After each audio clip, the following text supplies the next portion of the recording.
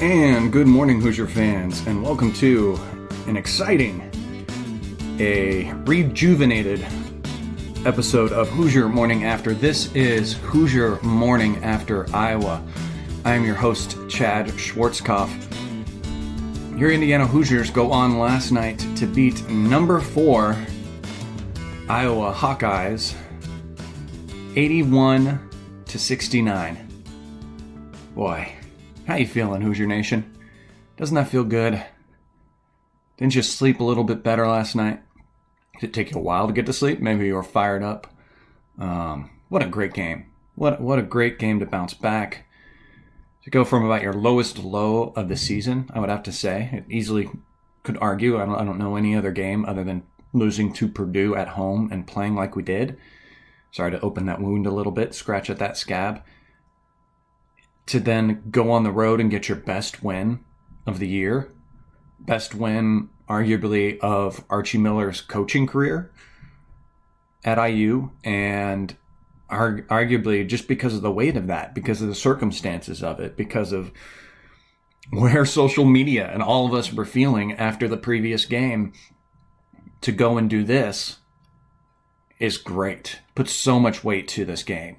Going into it, those of you that follow me on Twitter saw that I was just mixed bag. I don't know if it's being deflated after the Purdue game or whatever, but I couldn't get a beat on how I felt about this game. If I felt like they'd come in and they'd win, if I felt like I didn't really feel like they'd come in and get destroyed, I don't know. I felt I guess confused, and in a way, that makes sense with how this team has been this year and what they showed they can do and also what they've showed they can't do. Consistency, again, is the biggest thing. So we don't know what team's going to show up during games. But holy cow, hopefully this is a hump crester, a corner turner. Hopefully this is the new norm. Hopefully this is something that this team found. And for me in this game, the best thing about it is I feel like players did not play outside of themselves. We didn't really have anyone that I could look back to and say, we saw something we've never seen from him. Well, hold on, cut that off slightly. Maybe you could say that about Jordan Geronimo. Geronimo's maybe the only one, but he got extended minutes that we haven't seen from him and everything. But that's kind of within the wheelhouse of what we could expect from him to a degree. Obviously, he was monstrous against Garza, but everyone played their role. No one was trying to do things they shouldn't. Al wasn't trying those crazy drives that he starts to try and where he gets caught up amongst the trees and throws it up strangely. Guys weren't taking, barring 2 or 3 times, yes, that's going to happen, but ill-advised 3 shots. Everything felt in rhythm. Everything felt developed in the game. It's just great minutes spread out through the guys. So it's, yeah, it feels like a good, relatively complete game out of this team. After a first half where kind of Garza gets what he wants, we couldn't really decide what we wanted to do against him to start. We were very hesitant on defense, I feel like, at the beginning, where we let Garza get the ball on the block. Guy would come over to maybe help with that, but wouldn't come hard enough for a double team, would kind of sit there. I think Rob did this a time or two at the beginning of the game, kind of in an island between. And once Garza saw that hesitation, he was able to pass out of it. And that's when they kind of got some of their threes that they were able to get in the first half. But a great adjustment towards the end of the first half and definitely in the second half to cut that off and play him standing up, get in his face. And what we did not see during the Purdue game, which allowed Purdue to shoot lights out, was Indiana was there at the catch, especially in the second half. They were there at the catch. They were closing in. on shooters. They weren't allowing them the room to get going or find anything out of rhythm. And for me, the most exciting, biggest cherry on this fantastic win is that Mr. Bohannon had 0 points. How many times in frustration have we had a player on the opposing team, and Bohannon is a big culprit of this, get hot from 3 towards the end of the game and put the game away and out of our reach when we feel like we could win this game. Bohannon is that guy. And Rob Finney had some Cassius Winston style defense on him. Those games against Michigan State when he played Winston and he played him hard and shut him down, that Rob came to play. This is the Rob that we've needed. And this is the Rob that we know we have. And it seemed like we weren't going to get that as much this year because he was up and down. He was forcing stuff. I don't know. He didn't seem like his old self. This is the type of game Rob should be able to give us fairly consistently. Wasn't forcing things on offense, distributing things well, moving the ball around, probing that zone defense, shot pretty well himself, and ended with 18 points, and ended with the second highest score of the game for IU. And that's great. That's what you need to see out of your starting point guard. And moving forward, if he has games like that, and you get the average out of Trace Jackson Davis, that's just a good recipe for IU wins. That's just what's going to happen. So, hats off as well to the coaching staff. A lot of criticism for them, and rightfully so, out of the Purdue game, that the guys weren't ready. The guys weren't playing with any energy or excitement. We questioned whether that was, or definitely has some fault towards the coaching staff for not getting the team ready, getting them up and going. And they heard that and they responded to that because this team was up and ready. And whatever they did in practice this week, they found something to prepare the guys, get them ready. And the players even said that in the post-game show, where and Archie did as well, where they were holding each other accountable. Things felt more competitive. Things felt different in practice this week. And that's good. Let's lock into that. Let's keep that going. Let's keep those practice sheets. Let's keep that going. And I think a lot of that also has to do with the fact that the Michigan State game got postponed. Having that week to prepare like they did really helped to get the guys on the same page. There's even talk, I believe, about them working on fundamentals. Believe it or not, players after they're in college still have to work on fundamentals. Obviously, something that's been lacking from this team in a few games. But yeah, just looked great overall and made it seem more like hearing about what they did in practice and how they worked towards this and game planned for this makes it feel like it's not just one of those fluke wins. Because you'll have wins like this that can be kind of not flukes, but just don't feel as earned because maybe just the other team just wasn't shooting well or the calls weren't going your way, or just someone on IU's team shoots lights out that normally doesn't shoot lights out, and you get a win like this. But I don't feel like that, or not. No, I don't feel like that was not the case. I'll say that definitively. That was not the case in this game. again, everyone played within their game and shot what they should and could shoot. Actually, even shot worse than they could and should. When you talk about some negatives of this game, is the free throw line. I mean, 5 for 10 in the first half. And again, I've said it before, I believe that should be 5 for 13, 5 for 14, because a few of those are the front end of a 1-and-1. At least know it should be 12-5, because I at least remember 2 trips in a 1-and-1 situation where we missed the front end. So you have that in the first half, and then 16 to 20 for 25 in the second half.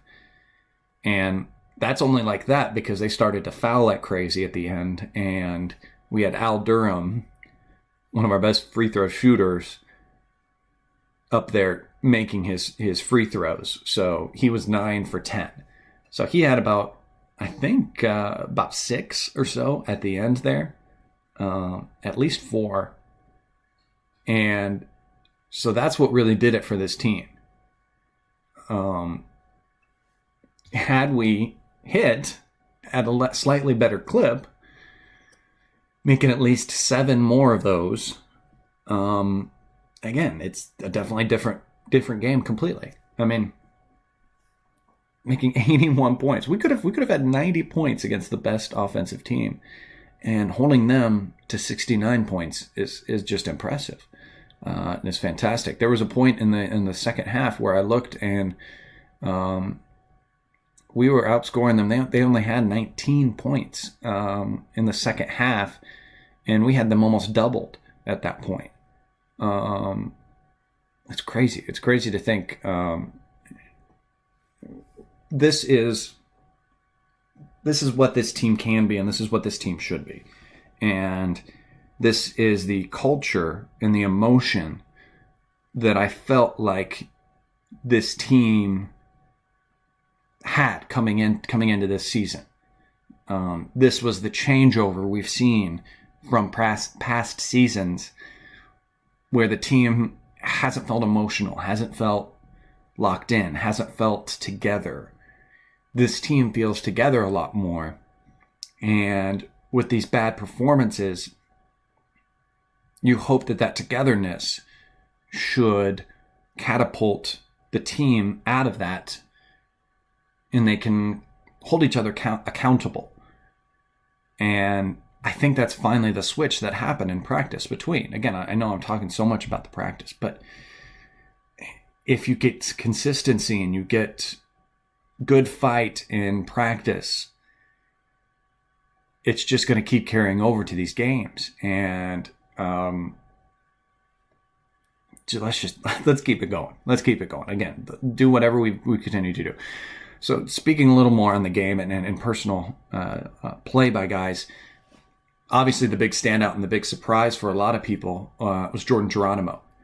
He gets 10 minutes. Felt like he was in there a lot more than just 10 minutes. But in those 10 minutes, he was incredible. He was fantastic. It's very exciting to see what this young player is going to do for us in the 3+ years that he's with us. I could see a big jump for him from this year to next year. So Jordan, in those 10 minutes, is 3 for 3 from field goal, 1 for 3 on his free throws. Only gets down 1 rebound. It felt like he got more or should have gotten more. 2 fouls, 1 assist, and this was 7 points. Just great play by him. IU was playing a little short, obviously. This was a game where the 2 guys that were out because of injuries were players that IU could really use. And those 2 players being Joey Brunk, and you could really use Joey Brunk as a big body against Garza, someone to bang in there, someone to absorb fouls and absorb time, which obviously we saw was almost an issue with Trace Jackson Davis and Race Thompson. So we needed Joey to be in there to, like we did many times this year. Then also the big surprise going into it was that Trey Galloway wasn't dressed. So I don't know what that is. I haven't seen reports or heard anything about what's going on with him, what his timeline is. Follow me on Twitter. I'll try to share something when I see something. But I'm kind of shocked that's pretty quiet about that. But he was a guy that could have done really good going into this game because Iowa's defense can be very lackluster or has a lot of trouble with drivers, guys that can drive the ball. And that's one of Trey's cornerstones, driving that baseline and kicking out, finding the open guy, finding those little windows and everything. And he could have been a big contributor, maybe not in the points column, but at least in disrupting that zone defense. And we didn't have him. So the team definitely did a good job game planning around that. Coaching staff was fantastic with their subs. And then guys stepped up. Again, it's as Coach likes to say on assembly call, Coach Tonsoni has to say, it's next man up. Next man up. Step up. It's your time. And Jordan Geronimo did that. Against the All-American, not arguably, is going to be the National Player of the Year. Fantastic player. And Luka Garza. And to come in and play like that against him, there were times where I think Garza saw him coming in to play against him, and he didn't have any tape to watch really against Jordan because he hasn't been in much. Might have been wringing his hands a little bit because here's a freshman coming in to guard me. He's a little bit smaller than me. I'm going to be able to go at him. And you could see that Jordan really made him, surprised him and made him uncomfortable. Jordan stayed physical, fronting him, denying him the ball. Once he had the ball, he used that ridiculous length that he has and got his hands up, got them active, but got them active in a way of not fouling. Again, he just had 2 personal fouls. At 10 minutes, though, but that's not, whatever. That's here nor there. But he definitely disrupted Garza and allowed this team to deal with not having their 2 big men in there. Someone had mentioned, I think it was Hoosier HQ. Follow them on Twitter if you can. They always put together these great plus-minus lineups. And he had mentioned in an article, go and read it, that this was the first game that we've had multiple minutes, where we didn't have Race or Trace in at one time. Because obviously not having Joey and everything. And it was successful. I mean, shoot, the biggest plus-minus lineup was that of Fennessy, Franklin, Durham, Hunter, and Geronimo at plus 10. So that's pretty impressive. And so that goes to show that there was no fall off with any of the lineups as they went in. Sure, we had a few mistakes. We had a few errant passes and things like that, but again, the numbers look pretty good. Assists to turnover ratio for Indiana had Indiana with 15 assists to 8 turnovers. That's great. That was fantastic to see of the guys. Just good overall play by them on offense. There were a few times where, yes, we got a little stagnant against the zone, passing it around and settled, I think, for a 3-shot a little too early in the shot clock. That is something that's always there in the zone towards the end if you need to use it. But good movement around, good probing, And the thing that helped Jordan Geronimo go 3 for 3 from the field was that he was patient. He was sitting in there, being where he needed to be. That fantastic dunk on the pick and roll. And other times when he was open, when he just was patient on the baseline as the ball got into the paint. And anytime Indiana did drive and get it into the paint in that zone, they were successful at getting points and breaking down their defense. So, yeah, again, there's so many great positives to say about this game, and we just hope to see it carry over. And you want to see this team build on this, continue to do good things from this, and make it a new norm. Come on, let's do it, guys. Let's just make this the norm. let's make this kind of play the norm. Let's love to see. Again, and anyone else. I mean, Anthony Leal went in there, played 14 minutes. Thought he did fantastic. Had a good layup. Made a 3-pointer. I mean, he made every shot he took. 2 for 2, 1 for 1. Again, everyone was playing within their game. No one was taking shots they shouldn't. It felt locked in. It felt like a role-playing Indiana team. And that's what the cornerstone of Indiana basketball is. That's what Robert Knight built at IU. Listen to any of the Hoosier Hysterics podcasts about the old players. They talked about how you learn to be a role player. Go in there and play your role and do what you need to do as a player. There's so much in the college basketball landscape where every player wants to be an all-around player. The Garnett type player, a big guy that can get out and shoot, that can drive, that can do a little bit of everything. But when you just play your roles and play within yourself and hold yourself to what you can do and do that well, this is what can happen. And this is what this IU team should and could be moving forward. And hopefully we continue this on. That being said, who knows? This is a frustrating IU team that, as we know, will often play to the level of their opponents. And we got up for this game. Hopefully we can stay up against Rutgers. That's a Sunday game. That's the next game up. It's a great, fantastic time at noon.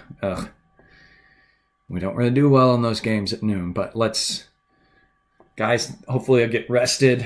Any guys that are banged up, we can get ready, get going, and continue this. Let's have some good practices today. A little bit low impact today, but let's keep that intensity.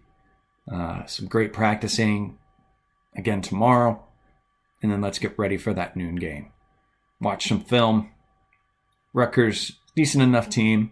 Again, this year overall, again on the Big Ten, you can't sleep at all. So we've got to be ready. We're at home again. Let's do it, guys. I'm excited. I'm energized. I know you are too. Hoosier Nation. So here we go. So that'll do it on this episode of Hoosier Morning After. Please like and subscribe. You can follow me on Twitter at General Chatwick. There I will post things about the show. You can ask questions that I can answer on the show as well if you'd like. Special thank you again to Bob Thompson for producing a lot of the music you hear on the show. We'll be back again the morning after the next game. Until then, have a wonderful day and go Hoosiers.